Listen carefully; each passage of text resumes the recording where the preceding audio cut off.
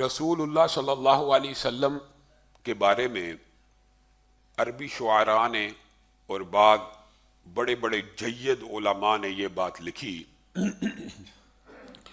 کہ دنیا کے اندر اللہ رب العزت اگر موت سے پاک کسی ہستی کو رکھتے تو وہ رسول اللہ کی ذات ہوتی، اور رسول اللہ کی ذات کے اوپر موت کا آ جانا یا ان کا اس دنیا سے چلا جانا اس بات کے اوپر دلالت کرتا ہے کہ موت سے کسی کو مفر نہیں ہے، موت سے فرار کوئی بندہ ہو نہیں سکتا۔ اور یہ اتنی اٹل حقیقت ہے، یہ اتنی بڑی حقیقت ہے کہ دنیا کے اندر پوری دنیا مسلمان نہیں ہے یا پوری دنیا مذاہب کی ماننے والی نہیں ہے، پوری دنیا میں صرف عیسائی، یہودی یا مسلمان نہیں بستے، اور بھی قومیں بستی ہیں، ملحد بھی بستے ہیں، اللہ کا انکار کرنے والے بھی بستے ہیں، لیکن اللہ کا انکار کرنے والا بھی اس حقیقت کو تسلیم کرتا ہے کہ موت آنی ہے۔ جو اللہ ہی کو نہیں مانتے وہ بھی یہ مانتے ہیں کہ موت آ جانی ہے۔ الذی خلق الموت والحیات لیبلوکم، یعنی ایک بندہ اللہ کو تو نہیں مان رہا لیکن وہ لا محالہ اس بات کو ماننے کے اوپر مجبور ہے کہ زندگی ایگزسٹ کرتی ہے، حیات کوئی چیز ہے، اور جب حیات ایگزسٹ کرتی ہے اور موجود ہے تو انسان ہونے کے باوجود، سائنس میں جتنی مرضی ترقی کر جانے کے باوجود ہمیں موت آنی ہے۔ باضابطہ طور پہ اگر کہا جائے تو قرآن پاک میں تو اس حوالے سے بہت واضح کھلی آیات موجود ہیں کہ کل نفس ذائقۃ الموت، ہر ذی روح نے، ہر جاندار نے موت کا ذائقہ چکھنا ہے، بلکہ اللہ تعالیٰ نے تو کلام پاک میں یہ کہا کل شیء ہالک، ہر چیز ہی نے برباد ہو جانا ہے۔ یہ صرف جاندار کی بات نہیں ہے، یہ کائنات میں جو چیز بھی معرض وجود میں آئی ہے ایک مرتبہ اس نے تلپٹ اور تلف اور تباہ ضرور ہونا ہے۔ ایک تو بات ہے جانداروں کی اور ایک بات ہے ہر شے کی، اور دونوں باتیں اللہ کی سچی ہیں۔ اور اگر آپ کبھی غور کریں الذی خلق الموت والحیات، یہاں پہ اللہ تعالیٰ نے ابتدا کس سے کی ہے؟ موت سے۔ حیران کن بات ہے، حالانکہ ابتدا کس سے ہونی چاہیے تھی؟ حیات سے ہونی چاہیے تھی، لیکن اللہ رب العزت نے حیات کو موت سے مؤخر کیا کہ موت بدیہی ہے، جس کو بھی حیات ملے گی۔ هل اتى على الانسان حین من الدہر لم یکن شیئا مذکورا، انسانوں کے اوپر، اس کائنات کے اوپر، یہ جتنی مخلوقات ہیں ان کے اوپر ایک دور ایسا تھا جب یہ تھی ہی نہیں، عدم تھی۔ عدم سے وجود بخشنا ایک ہی ذات کا کام ہے۔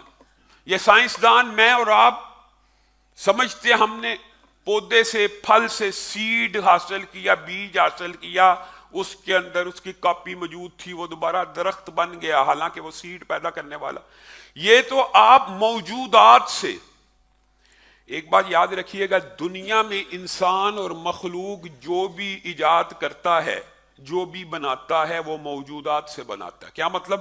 جو چیزیں ایگزسٹ کر رہی ہیں ان کو جوڑ کر، ان کو اکٹھا کر کے گاڑی بنا لی، ان کو اکٹھا کیا جہاز بنا لیا، ان کو اکٹھا کیا موبائل بنا لیا، کمپیوٹر بنا لیا۔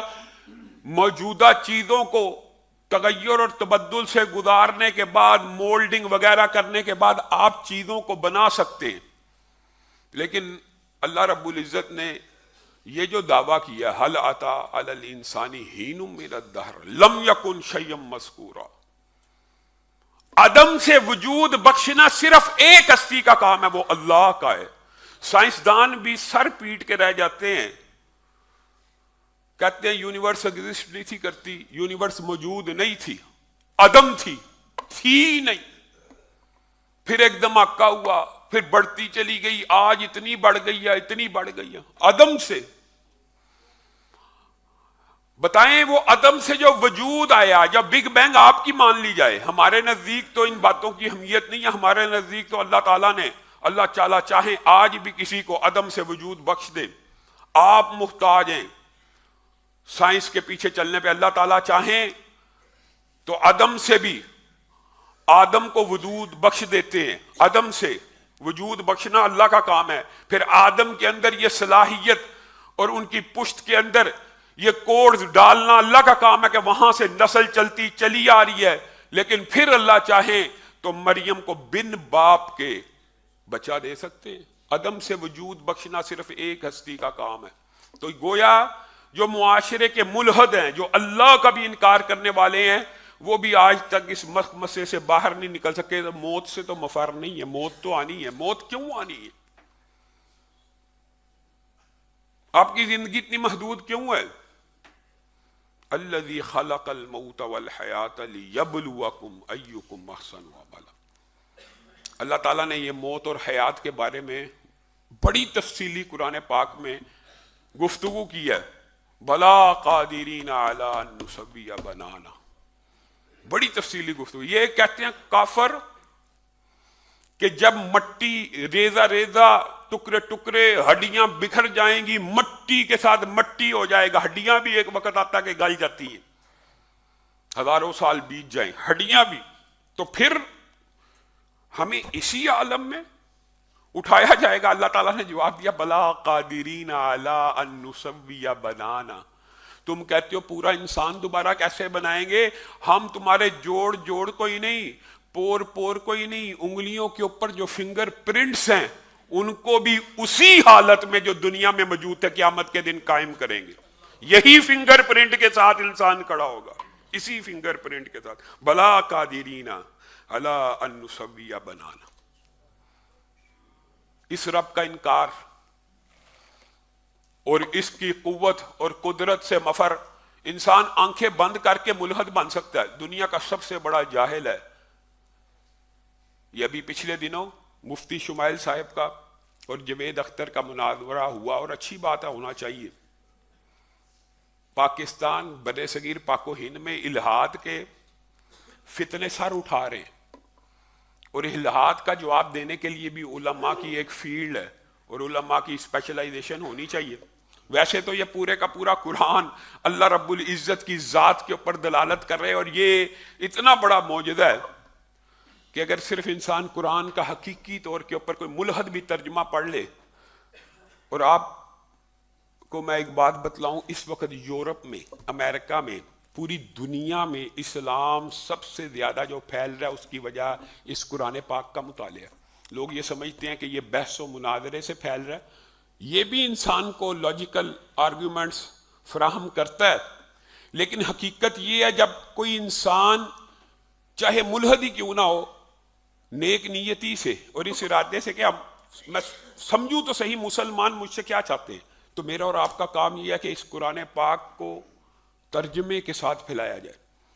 اور اس قرآن پاک کے انگریزی ترجمے کو اگر ہم دنیا کے ہر گھر میں پھیلا دیں، یا دنیا میں جتنی زبانیں ہیں ان زبانوں میں پھیلا دیں، تو ایک بہت بڑا انقلاب رونما ہو سکتا ہے. اور اسی بات کو مد نظر رکھتے ہوئے سعودیہ کے اندر مجمع ملک فہد یہ خدمات سر انجام دے رہا ہے. لیکن آپ حیران رہ جائیں گے کہ دن رات 24 گھنٹے چلنے کے باوجود قرآن پاک کی جو ڈیمانڈ ہے وہ پوری کرنے سے عاجز اور قاصر ہے. سعودی عرب کا مجمع ملک فہد لاکھوں کی تعداد میں جو قرآن پاک چھاپتا ہے وہ بھی اس کی ڈیمانڈ پوری کرنے سے عاجز اور قاصر آ چکا ہے. گویا یہ کتاب پڑھی بھی جا رہی ہے، اور اس کے اندر موت و حیات کے جو مراحل ہیں وہ اللہ رب العزت نے تو اتنی تفصیل سے بیان کیے، اتنی تفصیل سے بیان کیے. انشاءاللہ موقع آئے گا تو اس حوالے سے بھی مفصل گفتگو کریں گے. اللہ رب العزت نے الگ الگ جہانوں کا ذکر کیا، عالم ارواح کا ذکر کیا، عالم موجودات کا ذکر کیا ہے. اس موجودات کے عالم کے بعد عالم برزخ کا ذکر کیا، اس عالم برزخ کے بعد قیامت حشر کا ذکر کیا ہے، اور دوبارہ جی اٹھنے کا ذکر کیا. اور بار بار اللہ تعالیٰ قرآن پاک میں آپ کو اور مجھے یہ رہنمائی دیتا ہے کون ہے جو مردے سے زندہ کر رہا ہے. تمہارے سامنے ہی بیج ہوتا ہے، انڈا بند ہوتا ہے تمہارے سامنے، ان میں سے تمہارے سامنے زندگی پھوٹتی ہے، پھر بھی رب کے اوپر ایمان لے کے نہیں آتے. وہ کون ہے؟ یعنی ایک سائنسدان اور ایک عام طالب علم، جب وہ یہ بات کرتا ہے کہ یہ چیز ہے تو لا محالہ اس کا ایجاد کرنے والا کوئی ہے. اتنی بڑی کائنات ہے، اتنی بڑی یونیورس ہے، اس کو ایجاد کسی نے نہیں کیا. گاڑی کا موجود موجود ہے، ہیلی کاپٹر کا، جہاز کا، بلب کس نے بنایا؟ ایڈیسن نے. سورج کس نے بنایا؟ جی وہ خود بخود بن گئے. جو نیوکلیئر فین ریاکشن میں اور آپ 2000 سال، پتہ نہیں دنیا کو بنے ہوئے کتنی، میں تاریخ عیسوی کے حساب سے کہہ رہا 2000 کے اندر جا کے ہم نیوکلیئر فین ایک ریاکشن کرنے میں کامیاب ہو گئے ہیں، اور ہم اس کو اپنی بہت بڑی انسانی ذہانت قرار دیتے ہیں نیوکلیئر فین کو، کہ یہ انتہائی ذہانت ہے انسان کی کہ ایٹم کو پھاڑ کر اس قدر توانائی اور انرجی کو ہم نے پیدا کیا. یہ انسانی ذہانت کی انتہا ہے.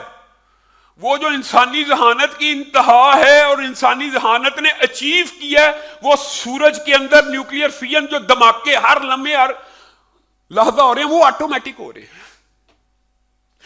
انسان تو اس زمین کے اوپر بیٹھ کے ایٹم کو آٹومیٹک پھٹتے ہوئے نہیں دیکھ رہا، لیکن وہ آٹومیٹک ہو رہے ہیں.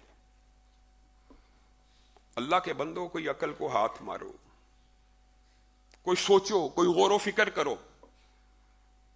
اور مجھے بڑی خوشی ہے، اور ہر مسلمان کو ہونی چاہیے، مفتی شمائل نے جس انداز میں جاوید اختر صاحب کو کاؤنٹر کیا. اور دکھ کی بات یہ ہے کہ جاوید اختر نام بھی مسلمانوں والا اور نمائندگی کر رہا ہے الہاد کی. اس سے زیادہ پستی کیا ہو سکتی ہے کہ اللہ تعالیٰ، یہ دیکھیں ہدایت اللہ تعالیٰ کے ہاتھ میں ہوتی ہے کہ جاننے والا ہے، سمجھنے والا، مسلمان گھرانے میں پیدا ہونے والا بھی اکھڑ گیا. علامہ ہشام الہی ظہیر آفیشیل چینل کو سبسکرائب کر لیں.